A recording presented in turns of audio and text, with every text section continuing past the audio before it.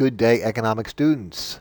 Welcome to another online version of Basic Economic Thinking. This particular video is going to introduce and explain two important topics, which are extensions of the theory of markets and supply and demand. We will revisit the topic of economic efficiency. In a prior lecture, we talked about the idea of full employment, meaning using all of your available resources, productive efficiency, producing in the most cost-effective method or with the least amount of resources necessary to produce a good or service, and allocative efficiency, the combination of output which maximizes society's happiness or satisfaction. So what we will do is further investigate productive and allocative efficiency using the tools of markets, and particularly the tools of supply and demand, which help us graphically analyze markets. We will introduce and discuss and explain the topics of consumer and producer surplus, and then investigate the idea of what economists call deadweight loss or inefficiencies. After exhausting our explanation of those ideas, we will move on to the role of government. This particular part of the video lecture will investigate what role should the government play in a market system? In other words, under the system of capitalism as an economic system to organize your society and to answer the questions what to produce, how much to produce it, and for whom to produce it. What role can government play to address market shortcomings? By now, you should all be familiar with the picture on the screen. What is this? It's a graphical analysis of any market. On the vertical axis, we are measuring the price of a good, a service, a resource. On the horizontal axis, we're measuring the quantity of the good, the service, or the resource in question. We have our downward sloping demand curve, right, which represents the buyers in the market. Remember, demand is the various amounts of a good, a service, or a resource that buyers are willing and able to purchase. Series of prices, specified amount of time. Ceteris paribus, other things equal. Price is the most important determinant of quantity demanded. The law of demand, there's an inverse relationship between price and quantity demanded. And then, of course, we investigated all the demand shifters. The upward sloping supply curve, the sellers in the market. The supply curve represents the various amounts of a good or service or a resource that sellers are willing and able to make available for sale. Series of prices, specified amount of time. This is old hat to us by this point. Law of supply, direct relationship between price and quantity supplied. Now, most economists believe that typically markets lead to the most efficient outcome. And by most efficient outcome, we mean that resources are allocated such that society maximizes their happiness based on the assumption that buyers are willing and able to purchase a good or service up to and including the point where the marginal benefit of the next unit of consumption is greater than or equal to the marginal cost. And sellers, which are now subject to consumer sovereignty because with dollar votes, the buyers decide how much of a good or service they wish to produce. Sellers will use the exact amount of resources necessary to make that available, make that amount of good or service or resource available. And the combination of the buyers attempting to maximize their utility and the profit motive of sellers, right? The rationing function of prices where sellers are trying to maximize profit leads to the most efficient outcome. So we have equilibrium here at P1, Q1. We can call this the rationing function of prices or the invisible hand. So the invisible hand creates the most efficient outcome according to market theory. Let's assume for the moment that P1 is $5. And let's assume also for the moment that Q1 is a specific amount. Let's call that 100 units. All right. Let's introduce the idea of what we call or refer to as consumer surplus. In the previous slide, we said price is $5. So if we look at point A on the vertical axis here, assume that's $5, right? And then we look at the downward sloping demand curve. which starts all the way up at point B along the vertical axis and goes all the way through C. So if we look at the segment of the demand curve between B as in boy and C as in cookie, that represents all of the buyers in the market who were willing and able to purchase this good or service at a price above $5. Remember, what is demand? It's a schedule of the various amounts of a good or service that buyers are willing and able to purchase, series of prices, specified amount of time. So there was a large group of buyers who were willing and able to purchase whatever this particular good or service or resource may be that we are investigating, right? They were willing and able to purchase the good or service at a price above $5. But look what happens. All of those buyers pay the market price of $5. So if we look at the segment of the demand curve from B, right, all the way down to C, right, and then we look at the price range from A, the market price, up to and including that one or few people who are willing to pay a price that high, let's say B is $15, right, we can create this triangle between A, B, and C. And the area of that triangle, I know you remember your geometry from maybe 8th grade, right? Or maybe you had it in 10th grade, right? What is the area of a triangle? It's 1/2 the base times the height, right? So and you thought you would never use this again. The area of that triangle, right? The area of that region between A, B, and C represents to society what we refer to as consumer surplus. And what it is it's a measure of welfare, right? It's a measure of welfare that all the buyers, the people gain because they're consuming these goods and services at a price below what they were willing and able to spend, right? So if you think about, there's literally hundreds or thousands or even millions of buyers in this market who would have been happy to pay a price above $5, but they don't have to do that. They pay the market price. In a similar way, we can investigate this situation from the standpoint of the sellers, right? So in this case, B is the price. So if you look at B, that's the price. Let's assume B is still $5, right?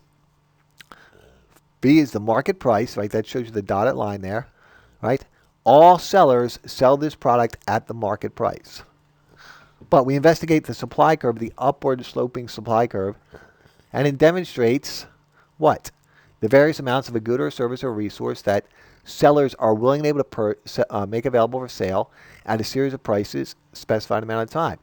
So if we look at the segment of the supply curve from A up to C, right, that demonstrates, it shows us graphically, the picture tells us that there were a good number of sellers who were willing and able to make this product available for sale at a price below $5, who would have been happy selling it. Some of them for $4, some of them for $3, some of them for $2. Some of them would have accepted $1, right? So again, if we look at the geographic region, the geometric region between A, B, and C there, that triangle, that represents what economists refer to as producer surplus. And again, it's a measure of welfare because it's the welfare byproduct of an efficient market where a large number of sellers, producers, receive a price higher than they would have been happy to accept, right? Now, let's look at these together on the next slide. So bringing together buyers and sellers, our downward sloping demand curve, our upward sloping supply curve, we have equilibrium. Let's assume that we're going to stick with the same idea here, right? Equilibrium of price of 5 in this market on the vertical axis, and there's 100 units bought and sold. So how did we end up at equilibrium? The invisible hand, right? The buyers were attempting to maximize their utility, the happiness, satisfaction, gratification that they receive from consuming this good or service or resource, and they will continue to purchase this good or service up to and including the point where the marginal benefit of consuming the next unit is greater than or equal to the marginal cost. Right? The idea of diminishing marginal utility. At some point, beyond consuming, at some point, consumers say, we don't want to purchase anymore. Now, of course, price is a big factor in this, right? If the price is lower, they would say, well, the utility increases based on lower price, right? Likewise, supply, the upward sloping supply curve, producers, sellers trying to maximize not utility, but profit. So how do sellers go about maximizing profit? Well, they look for the least cost method of production in a competitive market, assuming there are literally thousands of sellers, right? So sellers attempting to maximize profit, right? They'll use the resources necessary to make this equilibrium level of output available for sale. So, as if led by the invisible hand, no government intervention, no third party deciding what quantity of this good or service or resources should be bought and sold, and no third party such as the government determining what the price should be, right? In theory, the market theory suggests that under these conditions, with the rationing function of prices, we maximize both consumer and producer surplus. Now, why is this good for society? Why is this so beneficial? Why are we spending time discussing the idea of maximizing consumer and producer surplus? Well, let's revisit for a moment the idea of allocative and productive efficiency. So, allocative efficiency refers to the idea of producing the correct number of output, the level of a good or service or resource that maximizes society's happiness. So, economists believe that pure market competition with hundreds or thousands of buyers or hundreds of thousands of sellers acting simultaneously lead to a situation where price and quantity are dictated by their interactions, and therefore the buyers determine what level of output for this good or service should be produced by society. Now, that answers the question of how many, what quantity this good or service should produce, right? Per week or per month or per year. Let's visit the idea of productive efficiency. Well, producers, as we're going to investigate in much more detail later on with the micro concepts, they end up being price takers for the most part. They're at the mercy of the market, so to speak, because the buyers, if their whims change, if they no longer want this product, they'll stop buying it. So what producers will do in a competitive situation, to maximize their profit, they're forced to adopt and to research and to continually look for the least cost method of production, right? In other words, to produce a good or service with the least number of land, capital, and labor resources necessary so that they can make the maximum profit. Now remember, productive efficiency does not mean that we make lousy goods or services or that the quality suffers. It simply means that competition among producers vying for profits forces the sellers, the producers, to investigate the most cost-effective method of production, productive efficiency. So economists believe that markets under free conditions where buyers are acting to maximize their utility, sellers are acting to maximize their profit, as if led by the invisible hand and the rationing function of prices, will maximize consumer and producer surplus. Okay, on the last slide, we identified the idea of efficient markets through competition leading to the maximum level of consumer and producer surplus. What happens then if the amount of output either exceeds or is less than what society would deem as efficient? So we think of Q1 as the efficient outcome based on the market forces of supply and demand, the invisible hand and the rationing function of prices. And therefore, P1 is the equilibrium price of efficiency, right? But what happens if we produce more or produce less of this particular product, service, or resource in question? Let's first talk about Q3, right? At Q3, what's happening, right? Well, Q3 obviously represents a quantity greater than our efficient market outcome at Q1. So if we stick with the numbers we'd been using earlier, we assume that the equilibrium price is $5 at P1 and the equilibrium quantity is 100 at Q1. Let's assume that Q3 is 200. So the additional 100 units. Now, on this slide, they give you an actual product. They say, what if these are, say, brown paper bags or plastic bags? Let's go with plastic bags because that's a discussion that's become a popular environmental topic lately, right? So if these are plastic bags, and of course these could be in the hundreds of thousands or millions, what we're saying here is that if society produces, if the market produces at Q3, right, that would be bad for our economy and bad for society. Why? Because we're over allocating land, capital, and resources to the production of this particular product, right? In other words, society, based on the market forces of supply and demand, says we only want to allocate enough resources to produce these bags to produce Q1 or 100 output per week. But if we allocate more resources to produce Q3 200 level of outputs, we're using land, capital, and labor that we would have liked to have used somewhere else. Right? It harkens back to the idea of opportunity costs. Right? If we put resources to use in the production of these particular plastic bags, we can't use them somewhere else. So if we look at that triangle there, all right, we'll call that the peach-colored triangle, right? Between Q1 and Q3, that right. So that's called dead weight loss. That area, that triangle, right? We've lost some of that producer and consumer surplus. Right? We're not at the maximum level of producer or consumer surplus. Now, this could also happen if we underproduce. Society produces less than, or the economy produces less than what society was deemed as the ideal level of output. So let's again use Q1 at 100, and we'll say P1 is $5 per unit. What if we produce at Q2, and we'll say for sake of argument that's 50 units, right? So that we're producing 50 fewer. In that case, what's happening is we're not allocating enough resources to the production of this particular product, and therefore we also end up with or create what's called a dead weight loss, an efficiency loss, right?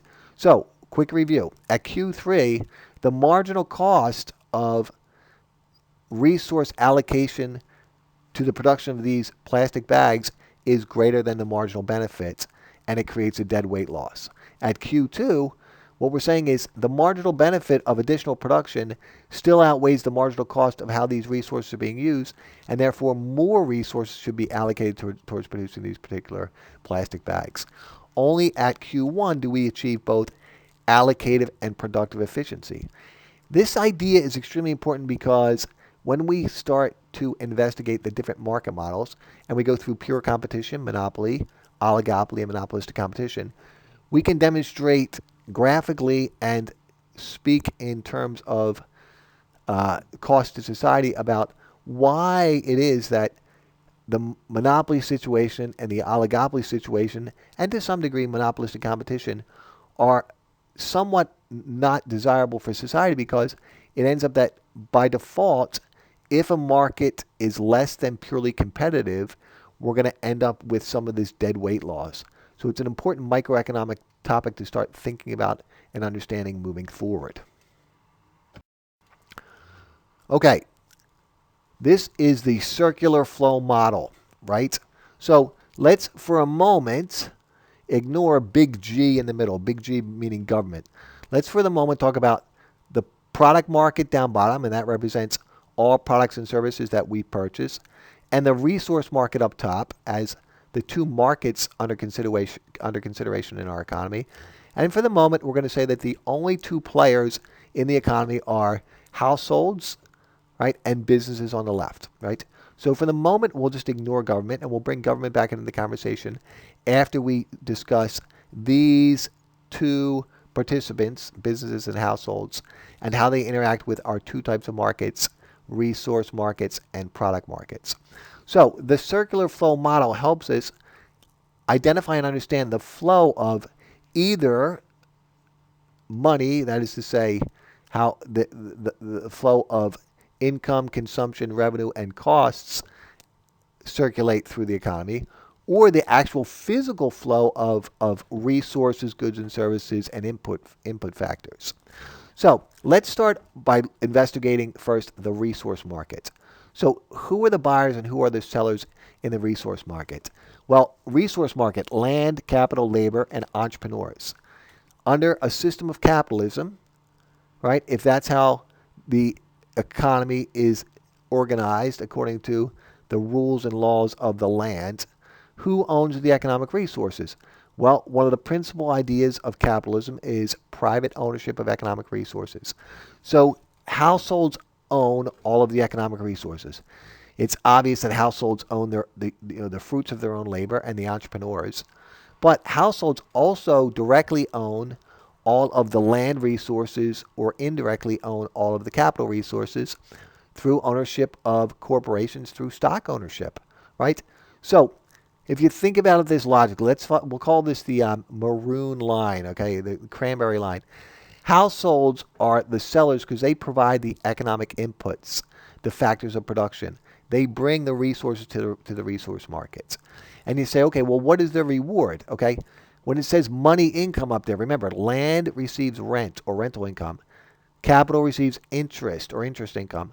Labor receives wages, and the entrepreneur, if successful, receives profit. So in the resource market, the sellers are the households. Businesses, they spend the money because in the resource market, businesses must incur cost. If we look at the green line flowing from businesses up to the resource market, cost of production. Now, we will talk in much more detail about the cost of production for a firm in a later chapter, chapter 9, right? So businesses are the buyers. They spend money for the various resources they need to produce goods and services. And notice the reward for spending money is the input factors sold by households flow to businesses as resources. Now, of course, businesses, they're going to churn all of those resources into goods and services. So if we focus now down bottom at the product market, and again, that means products and services, everything flip-flops. In the product market, households are the buyers and businesses are the sellers, right? Money income that households generated from selling resources in the resource market is what is now available for consumption expenditures. Why did people work? To get money. Consumption expenditures in the product market, right? Those consumption expenditures, the dollars spent by households, become revenue for businesses. And of course, that's the beauty of the circular flow.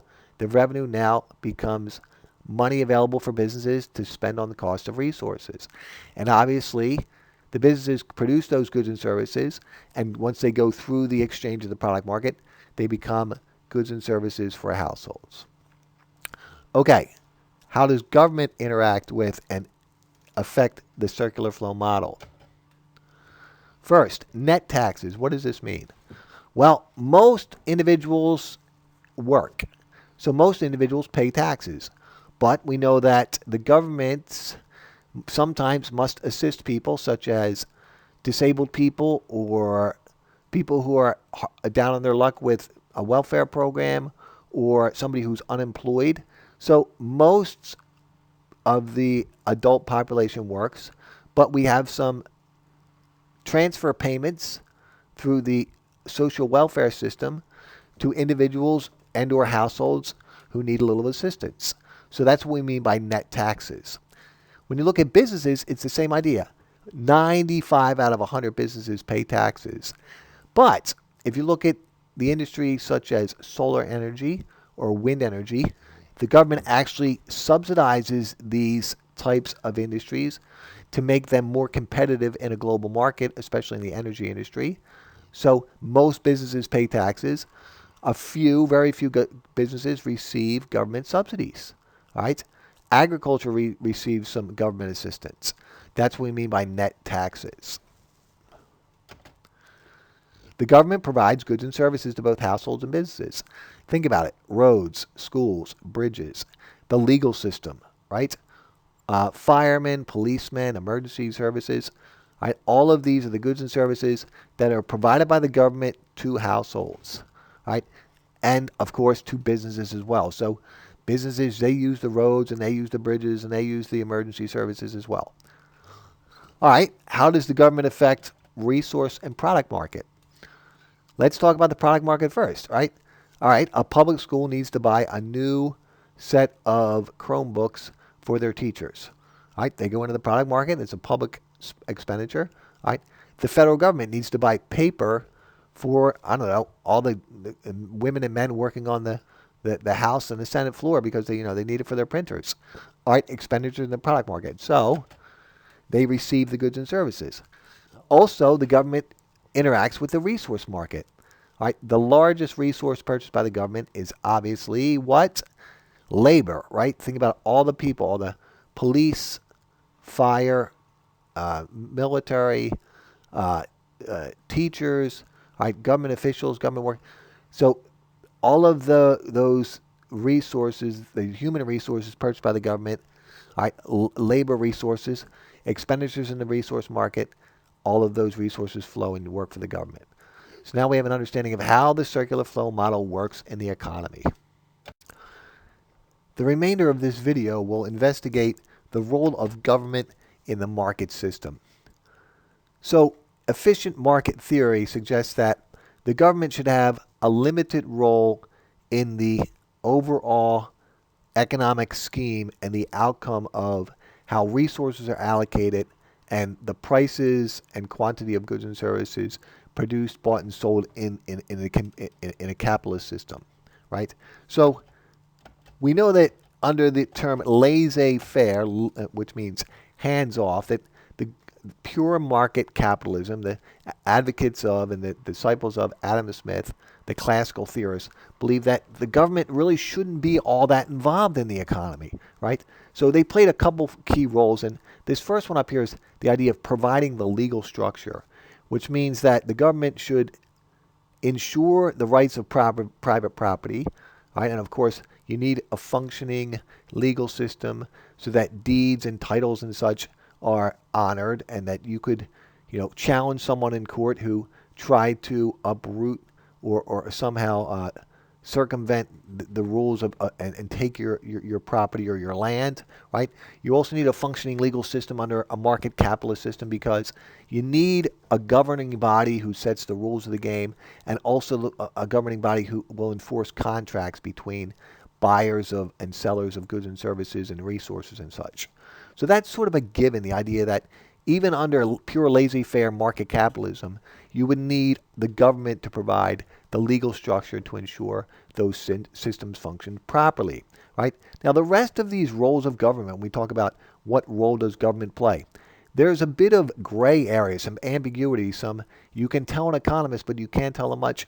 There's some debate, right? What's the marginal benefit and marginal cost of additional government involvement in the economy and the role they play as far as the specifics. So the first one here is the idea of maintaining competition. You've all heard the term monopoly, and you remember from your history the robber barons, right? J.P. Morgan dominated finance, and Rockefeller dominated oil, and Carnegie dominated steel, and Vanderbilt dominated the railroads, and the robber barons collectively owned something like 70% of the entire U.S. economy, right? So we had to come up with these rules under the Sherman Act and the Clayton Act. The Sherman Act was 1890, and the Clayton Antitrust Act was not far after that, and Teddy Roosevelt and the big trust busters. So the idea was that there was too much economic power in the hands of a few individuals or companies, and the government really had to step in to start maintaining competition for the good of society. Now, again, there's a lot of gray area on how much or how little do we want the government to play in this role. There's been books written on both sides of the argument that the government's involvement in the economy, breaking up those giant behemoth companies, actually cause more economic damage than good. Now, of course, that's opinion. It's just some normative economics. But you understand the idea that to some degree, we all agree that the government must maintain competition through regulation and establish rules by which competition is maintained. Now, the idea of a regulated monopoly, something like your natural gas company or your water company, that the government says, okay, we're going to let one company have the entire market, and we'll talk about that when we study monopolies, why that makes a great deal of economic sense. So the first role of the government, maintaining competition. What else should the government do? Well, this one's a big one. Sometimes markets fail to actually allocate resources efficiently, right? And if you think about all of the discussion we just had about the consumer and producer surplus and deadweight loss, and the principle that markets are typically efficient and that the free enterprise and the buyers attempting to maximize their utility, sellers attempting to maximize profit and productive and allocated efficiency. But there are times when economic resources are either over allocated or under allocated to the production of specific goods or services. That is to say that the private sector is not doing a good job of answering the question of how many resources should or could be used or to produce a certain good or service. So what we're going to see is that it's the government's role to correct for what we call externalities, right? Now, sometimes there are positive externalities. In other words, the government must create more of a good or service being produced. There's negative externalities as well, where the government has to correct for a market failure because the private sector is sort of getting away with pushing the cost of production onto a third party. So this is a really important idea of what role does the government play in the private sector, is that when the market system is failing to allocate resources efficiently, the government must correct for these market failures, these externalities or spillovers, these positive or negative effects.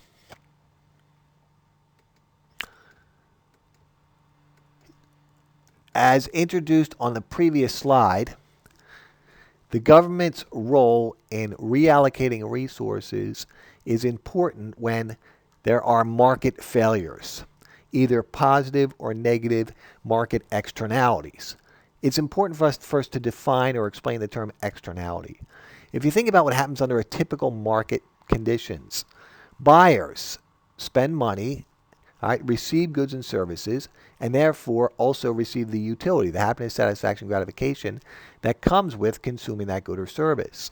All right. If we're talking about resources, businesses purchase resources and they receive the benefit of those resources, right? Sellers, they absorb the cost of production, and no third party external to the market transaction is either negatively or positively impacted by what's taking place in the private sector, right? But what happens if some third party, right? So let's say people that really have nothing to do with or shouldn't be positively or negatively impacted by this particular market transaction are somehow impacted by the private sector activity, right, in a way where they really have no means or mechanism to defend themselves. So therefore, it's the government's job or role to correct for these externalities. So when we investigate the idea of a negative externality, that is to say when a private sector market is over allocating the resources to produce this good or service, and some of the true cost of the production of this good or service is being pushed onto society, right? We're going to say, okay, well, the government has to correct for that. They can use legislation or taxes. And we'll investigate on the next slide some specific examples of negative externalities and how the government can address those. There are also times when the private sector isn't producing enough of a good or a service, and the government needs to allocate more resources to the production of this particular good or service. And so we call that correcting for positive externalities. And the government can achieve this either through subsidizing the suppliers, the producers, or the consumers. There are also cases when the government has to get into the market and actually make that good or service available because no market exists, and we call those ideas public goods. That will come at the end of this discussion. All right, let's look at a situation where there is, say, 30 producers of chemicals, so that's your upward sloping supply curve here, right? And there's maybe 100 buyers of these chemicals, right? So here we have what appears to be the efficient market outcome, right? P star, Q star. In other words, the buyers are paying P star level for price for each unit of this chemical they're purchasing, whether it's in milligrams or hundreds of kilograms, whatever, right? And the quantity. So in theory, we say this is the most efficient outcome because buyers attempting to maximize utility, sellers attempting to maximize profit. Efficient market theory says, okay, good. The exact perfect amount of resources are being allocated to this production. But what happens in this situation? The production of these chemicals requires every manufacturer producer to set up a facility or a manufacturing factory along a plant along a water source. So we'll say a river, and a significantly sized water source. So not a tiny stream, a pretty big river, a pretty decent water source. And what happens is every one of these manufacturers, these producers, these plants, they take water in upstream somewhere, right? They use the water in the productive process, and then they reintroduce the water back into the stream, which, okay, that sounds okay in theory, but what happens if when they reintroduce, when the sellers reintroduce the water back into the stream, the water is polluted, right? So you have third parties external to the market transaction, that's what we mean by externalities, are being negatively impacted or affected by what should be a market transaction. So the pollution could have the following negative effects. Maybe it's killing the fish or the fisheries in the area, and all of those businesses that make their living through the fishing are being negatively impacted. Maybe it just has an environmental hazard, and it's affecting the health and well-being of the residents living in and around the area.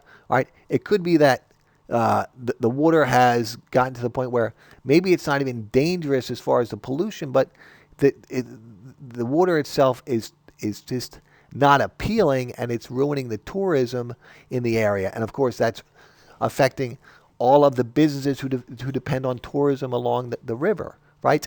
So we identified three parties external to the market transaction.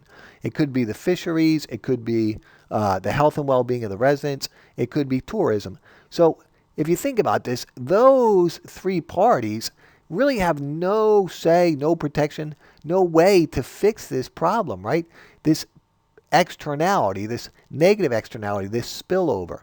What's happening is that the producers are not really being forced to absorb the true cost of producing this good. In other words, they're pushing some of the costs to these third parties, which are external to the market transaction. And that's why it's called a negative externality. So the question then becomes, okay, what should and could the government do to correct for this negative externality? Well, the government has a few choices. The government could step in and measure the amount of pollutants or a negative amount of undesirable emittance into the water and say, okay, for every increment above such a level, you have to pay a tax. So all the producers are forced to pay a tax on whatever level is above and beyond the acceptable level, right? Now, the only problem with that approach is that producers might be willing to pay the tax, and it really doesn't fix the externality. Because if producer making good profits, are like, okay, we just pay the tax. A more extreme measure would be to legislate and say, okay, forget the tax. If you don't cut the emissions of the pollutants down by 99% by installing a new filtration system, we're shutting you down on such and such a date. All right, so the legislation approach. Now, either approach, whether we use legislation or the tax, will have the same market effect. We know this from our study of markets, right?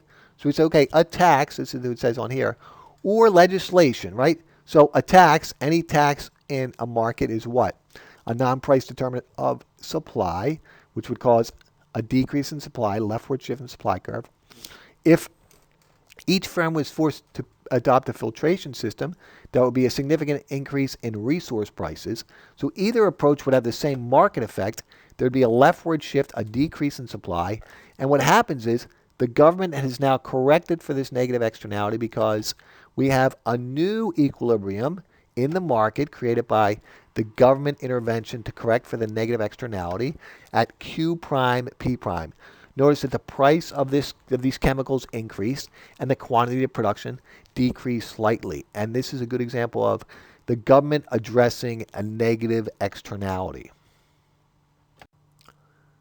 In the last example, we investigated a case where the market, the private sector, was over allocating resources towards the production of a certain product, in this case chemicals, and there was a negative externality being passed on to a third party, the three parties we mentioned, the tourists, the fishermen, and the citizens living in and around the water sources.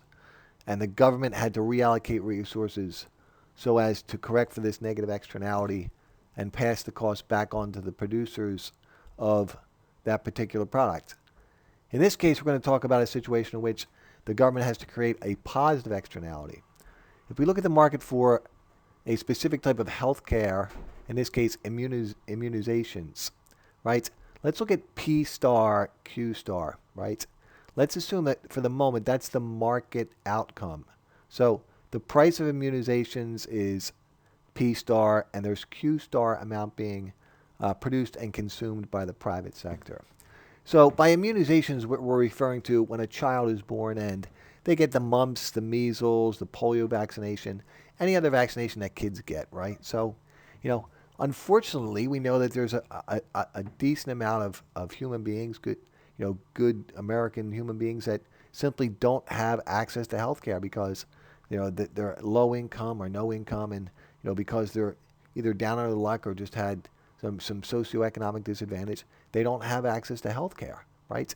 So we think about, okay, what role does the government play? Because the private sector, the healthcare industry, which consists of just the insurance companies and the people who buy insurance and the providers of healthcare, the private sector health insurance, the health industry is not producing enough of these immunizations, and the cost is too high.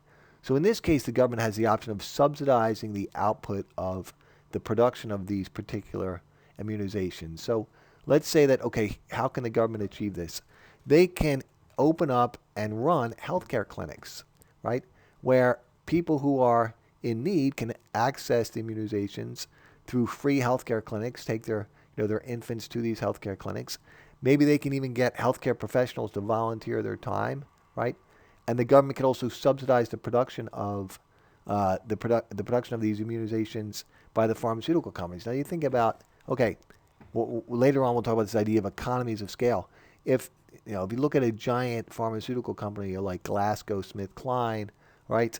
To produce 2 million units of immunization versus 2.5 million, right? The marginal cost is minimal because all of the money went into setting up the process and the production process to begin with. So the government subsidizes both the production of these immunizations and the distribution through healthcare clinics, and the outcome is P prime Q prime, lower price, right, and higher quantity of output at the new government resource reallocation equilibrium where the positive externality has been created. So on the previous two slides, we investigated cases in which the private sector was either over-allocating or under-allocating resources towards the production of a certain good and or service, and it was the government's role to correct for the negative externalities associated with over-allocation or to create positive externalities when there's under-allocation. But what happens in the case when there's no market for what we call a necessary good or service? We're going to introduce this idea of what's called public goods. But we have to talk about two concepts or two principles prior to getting into the principles and concepts of public goods. So we think about a private good, right, which is mostly what we've been talking about up to this point. If you say, okay, we analyze the market for taxi service, right? You analyze the market for, dark chocolate, right? Private goods have two important characteristics, rivalry and excludability. So what do these two terms mean? Rivalry, it means that if I'm consuming a certain good or service, that no one else could simultaneously consume that good or service. So for instance, right, let's say that I purchase gasoline for my automobile, right? I go to the store, I take the hosel, I put the hosel into my tank. There's no way that you can be using that same gasoline, right? On a simpler level, a simple example, if I order a slice of pizza, right? While I'm consuming the pizza, it's easy for it's easy to see that no one else could also have that piece of pizza. So there's rivalry. Now, excludability, which means that you can prevent someone else from receiving the utility, the benefit, the happiness, satisfaction from that good or service. So it's important to identify that Private goods have both of these characteristics, rivalry and excludability. We're going to go over in a chart on the next slide these ideas in more detail, but you have the basic idea in front of you now. Okay, what about public goods? All right, they're going to have two important characteristics, and they're obviously going to be the opposite of private goods. It means that there's non-rival and non-excludability. So, what about a situation where, you know, one person is consuming a good or service, but someone else or some other group of people can simultaneously consume that good or service. So think about a mural painted on the side of a building, right? If I'm standing there and I'm observing the mural and I'm enjoying the mural, I'm receiving the intellectual and emotional stimulation and gratification from the mural, right? There's no way that you couldn't be doing the same thing at the same time. So we have non-rivalry in that case. Now, non-excludability, right? So in other words, even though I may have purchased this good or service, there's no way for me to prevent you from also simultaneously enjoying the good or service. A classic case of this is something like we call fireworks, right? So imagine it's 4th of July weekend. I go down to the fireworks store. I shell out $150. I invite over my neighbors and my friends, right? And there's one guy in the neighborhood that nobody really likes, right? So we know we don't invite that guy. If I stand in my backyard, I get to a safe place, and we light off the fireworks. All of us are enjoying the beautification of the sky and the patriotic feeling of Star Spangled Banner. We have the music playing in the background. But guess what? That neighbor that nobody likes, the curmudgeon, we can't exclude that person from enjoying the artistic expression of the fireworks either, which gives rise to an interesting problem in economics called the free rider problem. So the free rider problem exists when we don't have rivalry and excludability, when we have non-rivalry and non-excludability. So if those two characteristics exist, non-rivalry and non-excludability, there's not going to be a market for that particular good. So if you think about certain things that we may take for granted, like national defense or street lights, right? We have the free rider problem. It's going to be the role of the government to take on the task of providing these goods and or services, which leads to the last idea of reallocation process. In other words, using tax dollars to provide goods or services which would not be in existence if it was left to the dwellers of the private markets. So here's a review and an important application of the idea of private versus public goods, rivalry and excludability. Okay?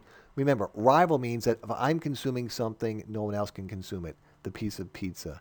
Excludability means that it's easy and no cost. We can prevent others from receiving the benefit, right?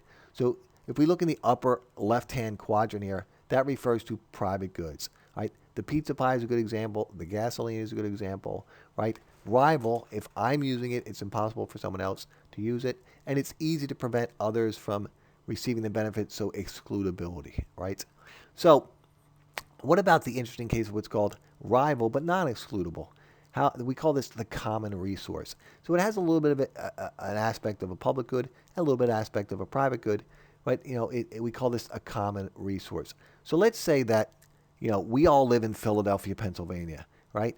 And we decide, you know what, we're going to drive to Connecticut, and we're going to use the public library in New Haven, Connecticut, right? None of us pay taxes in New Haven, so we haven't contributed to the public library system in New Haven. So it's non-excludable because anyone who doesn't act like a maniac, jump up and down and cause a ruckus in the library, can walk into the library and use the services of the library. But there is some rival aspect to this particular experience because if we sit at a table, you and I, if there's two of us, no one else can use that particular resource while we're sitting there. And if we were to also take a book off the shelf and start reading that book, no one could use that particular book, right? So it's an interesting situation. We call that common resource. Now, let's look at the situation which we call artificially scarce, right? So it's excludable, but there's non-rival. So what does this mean? Let's talk about the non-rival aspect first. So it means that if I'm consuming the product or service, someone else could also be consuming the product or service, right? But its excludability means that we could charge for the service. So think of something like Netflix, right? You pay $7.99 a month for Netflix, but when Stranger Things gets released and the new season is out, I could simultaneously be watching episode 1 while you're watching episode 1. So in that way it's non-rival, but it's excludable from the fact that we charge a monthly service fee, right? Now, the most important one that we want to talk about again is the idea of the public good, the lower right-hand quadrant here. So it has the characteristics of non-excludable and non-rival. So let's think about something like the military, right? The military. Non-rival. In other words, if the military is performing some type of action which is increasing the health, well-being, safety of our country, right? I'm receiving the benefit, you're receiving the benefit, 340 million Americans will simultaneously be receiving the same benefit, so it's non-rival. It's also non-excludable, right? So if you don't pay taxes, heck, even if you were here illegally, right, you receive the benefit of that particular good, right? And again, the other one we used in the previous slide was the idea of, street lights, okay, or the public highway system, or something like a national park, right? Non-rival and non-excludable. Again, this gives rise to what's called the free rider problem. When you have a non-rival, non-excludable, is that individuals who didn't want to or cared not to carry on the cost. Now, the reason why is simple, is that, hey, left to their druthers, no one would pay for this. You say, hey, do you want streetlights in your neighborhood? Sure, right? Do you want to pay for them? No, I'm okay. I'll just use the headlights of my car when it gets dark. So therefore, it's left to the government to reallocate resources through the collective system of taxation to provide for these goods or these type of services. Another vitally important role for the U.S. government in our market system of capitalism is to promote macroeconomic stability.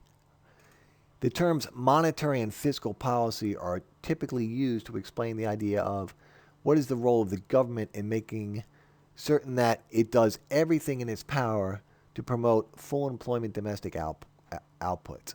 So if you look at the history of the United States, and we look at the three big macroeconomic variables, GDP, which is gross domestic product or economic output, unemployment, and inflation, since World War II, which is the modern era of macroeconomics, it's desirable to have the U.S. economy grow at roughly 3% per year.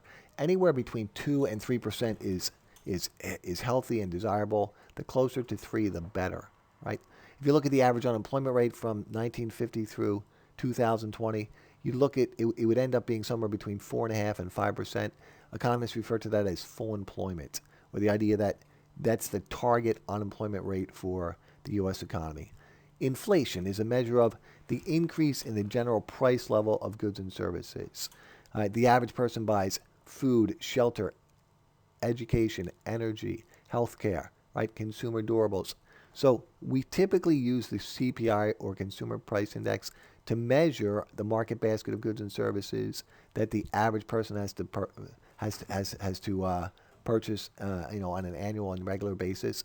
The Bureau of Economic Analysis tracks the average price level of all of these different various industries and goods and services we purchase. The goal is 2%. We like to have inflation, or the increase in the average price level in the economy, to come in somewhere near 2%. So these numbers can obviously get out of whack. We go through the business cycle. Sometimes we go through an economic downturn, 2 quarters or longer of falling GDP, right? Less economic output relative to the previous period. In 2007, we had the housing collapse, which led to the 2008 financial collapse, which was one of the worst recessions the U.S. economy has experienced really in the better part of 50 or 60 years. Some believe we were on the verge of economic and financial Armageddon. So first with TARP, Troubled Asset Relief Program, at the end of George Bush's reign as president, and then the $876 billion stimulus package passed by Barack Obama. We promoted economic stability. And then the Fed, our nation's central bank, stepped in by lowering interest rates by increasing the money supply. Long story short, you would cover these topics in serious depth when you take macroeconomics. They're actually the focal point of the entire course. So just know that This is an important role of the government, promoting economic stability. Here's an issue with everything we've been talking about. It sounds all well and good in theory to talk about, hey, you weigh the marginal benefits of additional regulation versus the marginal cost, and you regulate any industry, any situation, up to and including the point where benefits are just about greater than or equal to cost. That sounds good in theory. In reality, it's not so pretty. It's not so perfect. Obviously, we have Democrats and Republicans. We have conservatives and we have more liberal politicians, and they don't really agree on much, especially these days. So if you say what amount of government regulation is necessary, well, when you look at just one topic such as the environment, the Obama administration was much more stringent on environmental rules and regulations. The Trump administration has taken a completely different approach. I'll leave it to you to decide which one is correct. Right? Now, here's a really important idea. There's serious problems with both under-regulation and over-regulation. Look at something like, okay, the housing collapse and the financial collapse of the 2008-2009 recession. That led to what's called Dodd-Frank. In theory, this sounded wonderful. Okay, we're going to clean up the financial industry. We're going to do a better job and make sure that these banks, which were quote unquote too big to fail, don't cause financial and economic ruin for the rest of us. However, it could have been an example of overregulation that was well-intentioned, where the average person who's trying to qualify for a mortgage, the headaches and the hassles and the paperwork, it's nearly impossible now to do that in a simplistic manner, right? So again, weighing the benefits and costs. Another good example is what's called Sarbanes-Oxley. Right? We had years ago WorldCom and some other companies that circumvented the rules and regulations of taxation. So we said, okay, we'll pass this legislation where, all right, we're going to have a more stringent investigation and approach to policing the taxation and the way corporations report their revenue and their expenses and such.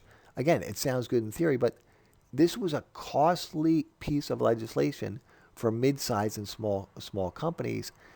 For a big company, they have tax lawyers and tax accountants on in residence, that are employees, right? So again, government regulation is necessary, but weighing costs and benefits, it's most definitely not carried out perfectly. The last role of the U.S. government in our system of capitalism, redistributing income, right? Currently, we don't have equitable distribution of income. If we broke the U.S. income earners into quintiles, 20%, right, we'd have 5 different levels of income. The highest level of income earners, the richest quintile of income earners, receive 51% of the income generated by U.S. economic activity. That's a lot. The lowest 3 quintiles, so quintiles 1, 2, and 3, collectively share roughly 35 to 40% of the income, right? So, is this good? Is this bad? Again, it's a really good example of what we were talking about on the previous slide about how much government regulation do we want.